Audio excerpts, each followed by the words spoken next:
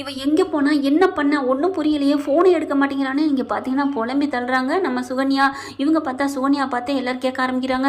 நானும் இப்போ தான் பார்த்தேன், எனக்கு ஒன்றும் தெரியாது, அவள் தூங்குனது மட்டும் தான் எனக்கு தெரியும் அப்படின்னு சுகன்யா என்ன பண்ணுறாங்க, சரி நம்ம போய் சக்திவேல் மாமாட்ட போய் கேட்போம் அப்படின்னு வேக வேகமாக அறக்க பறக்க ஓடுறாங்க. மாமா மாமா இங்கே வாங்க அப்படின்னு சொல்லி தனியாக கூட்டி போகிறாங்க. ஆனால் கவனிச்சிடறாங்க, எங்கே இவ தனியாக கூட்டி போகிறான்னு அவங்க அக்கா பார்த்துடுறாங்க. அப்பத்தாவும் பார்க்குறாங்க, பின்னாடியே போய் ஒளிஞ்சு நின்று பார்க்குறாங்க. என்ன மாமா ஆச்சு, உங்கள் புள்ள ஃபோனே எடுக்க மாட்டேங்கிறான், ஏன் என்ன பிரச்சனை அப்படிங்கல, ஏன் உங்ககிட்ட சொல்லவே இல்லையா குமார்? ஒன்றும் சொல்லலை, அவன் என்ன பண்ணா, அந்த அரசியை இழுத்துட்டு போய் தாலி கட்டிட்டானா? அப்போ நீங்கள் சொல்லித்தான் அவன் செஞ்சானா? ஓ வா சூப்பர், அப்போ அந்த காரியம் பண்ணிட்டானா? ஆமாம் கிழிச்சிங்க, ஏன் மாமா என்ன இழுத்து விட்டீங்க, அவன் பண்ணுறாங்க தனியாக பண்ணிக்கணும், என்னை கூப்பிட்டு வர சொல்லி மன்னிப்பு மட்டும் தான் கேட்டான், நான் விட்டுறேன்னு சொன்னான், அதனால தான் நான் அரசியை கூப்பிட்டு வந்தேன். இப்போ என்னன்னு பார்த்தா அவளை காண, வீட்டில் எல்லாரும் என்ன நீ தான் கடைசியாக கூப்பிட்டு போனேன், உன் கூட தான் படுத்திருந்தான்னு எல்லாரும் என்ன கேட்குறாங்க. மாமா ப்ளீஸ் மாமா, ஃபோன் அடித்தா குமார் எடுக்க மாட்டேங்கிறான், நீங்களா கால் பண்ணுங்களேன். அதெல்லாம் எனக்கு தேவையில்லை, அவன் நல்ல காரியம் பண்ணியிருக்கான், நீனும் சூப்பர் காரியம் பண்ணியிருக்க, என் சொத்துல உனக்கு பாதி தரேன், நீ போய் ஒன்றும் தெரியாத மாதிரி போய் நில்லு போ அப்படிங்கல. அதெல்லாம் முடியாது மாமா, நீங்கள் ஃபோன் பண்ணுறீங்களா இல்லையா அப்படின்னு வலுக்கட்டாயமாக கேட்குறாங்க. முடியாது போறியா என்ன அப்படின்னு சொல்கிறாங்க. இல்லை மாமா நான் விட மாட்டேங்க, என்ன ரொம்ப பண்ணுற, ஒன்றும் இல்லாமல் கிடந்த ஒன்றை வந்து இந்த வீட்டில் ராணி ஆக்கி பார்க்கலான்னு கட்டிக்கிட்டு வந்தா என் காலை வாரி விட பார்ப்பியா, என்ன நினச்சிட்டு இருக்க அப்படின்னு சொல்லி போடி அப்படிங்கிற. என்ன மாமா போடிங்கிறீங்க, ஏன் போடின்னு சொல்லாமல் உங்களை போங்க போங்க அரசி அப்படின்னு நான் சொல்ல முடியும் அப்படின்னு சொல்லிட்டு, இங்கே பார் போறியா இல்லையா அப்படிங்கிற. சரி நான் போகிறேன், உங்கள் ஃபோனை கொடுங்க, அதில் இருந்தாவது குமாருக்கு அடிக்கிறேன், உங்கள் ஃபோன் நான் எடுப்பான் அப்படின்னு சொல்லி ஃபோனை பறிக்க முடியாது அப்படின்னு சொல்லி 2 பேரும் அப்படியே இழுத்துக்க பக்கிறதுல ஒரு அறை கொடுத்துட்றாருங்க. அப்படியே சுகன்யா சொயின்னு போய் விழுகிறாங்க. அப்படி தாங்கி பிடிக்கிறாங்க அவங்க பொண்டாட்டியும் குழந்தையாலும் அண்ணன் பொண்டாட்டியும். என்னங்க பண்ணிட்டு இருக்க, டே என்னடா பண்ணுறேன்னு அப்போ தான் கேட்க அப்படியே டக்கு டக்குன்னு திருன்னு முழிக்கிறாரு. அது ஒன்றும் இல்லை, இவ என் ஃபோனை கேட்டால் கொடுக்க வேண்டியதானே, அது ஒன்றும் இல்லை அப்படின்னு சமாளிக்கிறாரு. இல்லைக்கா அவர் போய் சொல்கிறாரு அப்படின்னு நடந்ததை சொல்கிறாங்க. அட பாவி மனசா, இவ்வளோ கேவலமானவடா நீ அப்படிங்கிறாங்க.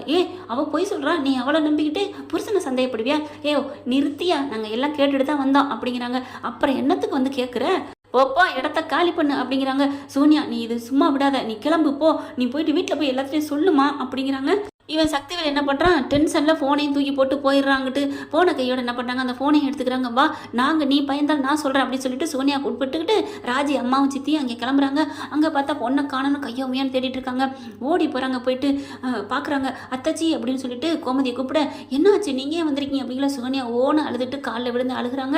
அதுக்கப்புறம் ராஜி அம்மா என்ன பண்ணுறாங்க, உங்கள் எல்லாத்தையும் மன்னிப்பு கேட்டுக்கிறோம், நாங்கள் எந்த தப்பும் பண்ணல, இருந்தாலும் எங்கள் வீட்டு பையன் ஒரு தப்பு பண்ணிட்டான் அப்படின்னு நடந்ததெல்லாம் சொல்கிறாங்க. என்னது மன்னிப்பு கேட்குறேன் சொல்லி கூட்டிட்டு போயிட்டானா, அடி பாவி நீ அம்பிட்டும் பண்ண அப்படின்னு கோமதி சுகன்யா போட்டு அடிக்க பழனியை அடிச்சு தள்ளுறாரு. இருங்க இப்போதைக்கு இது முக்கியம் இல்லை, நாங்கள் வந்திருக்கதே அவன் எங்கே இருக்கான்னு கண்டுபிடிக்கணும், ஃபோன் அடித்தா எடுக்க மாட்டேங்கிறான், அதனால தான் அந்த ஆள் மனுஷன் விட்டு ஃபோன் எடுத்துகிட்டு வந்திருக்கோம் அப்படின்னு கொடுக்குறாங்களா. சீக்கிரம் ஃபோன் பண்ணுங்க அப்படின்னு எல்லாம் கும்பல் கூடிடுது. ஃபோன் பண்ணுறாங்க குமாருக்கு.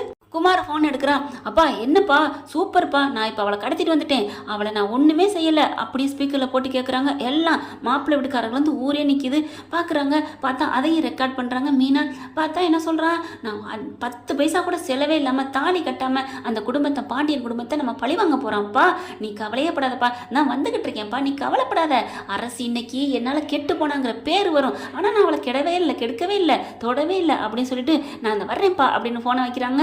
எல்லாரும் பார்க்குறாங்க. செம்ம கோவத்தோட குமார் வராரு. குமார் வந்த கையோட சும்மா மொத்துன்னு எல்லாரும் அடிச்சு நொறுக்கி அள்ளி வச்சு அப்படியே ஒரு தூணில் வச்சு கட்டி வச்சிடுறாங்க.